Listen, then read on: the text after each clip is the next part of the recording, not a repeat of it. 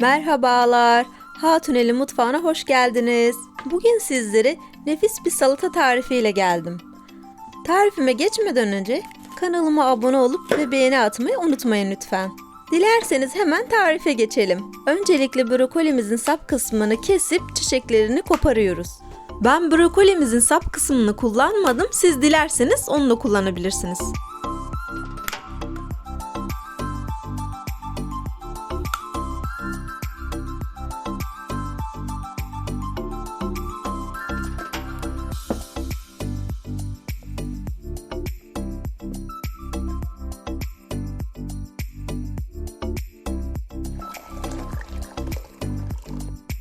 Daha sonra brokolimizi derin bir kaseye alıp üzerine sıcak su döküp 5 dakika dinlenmeye bırakıyoruz.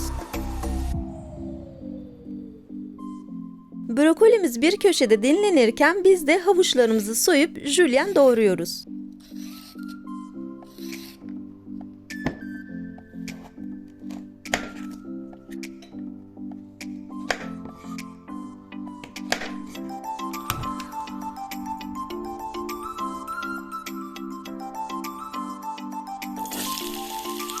Kızdırdığımız zeytinyağında havuçlarımızı yumuşayıncaya kadar kavuruyoruz.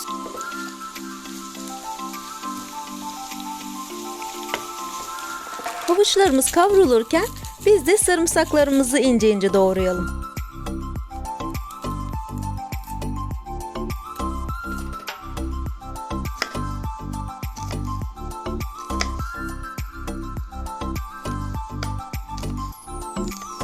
Sarımsakları da havucun üzerine ilave edip tekrardan kavuruyoruz. Havuçlarımız yumuşadıktan sonra suda beklettiğimiz ve süzdüğümüz brokolilerimizi tavamıza ilave ediyoruz. Brokoliler bu aşamada çok az diri kalmalı. Bu şekilde 5 dakika daha kavurduktan sonra soğuması için ayrı bir kaba alıyoruz. Salatamızın üzerine tuz ve karabiber ekliyoruz.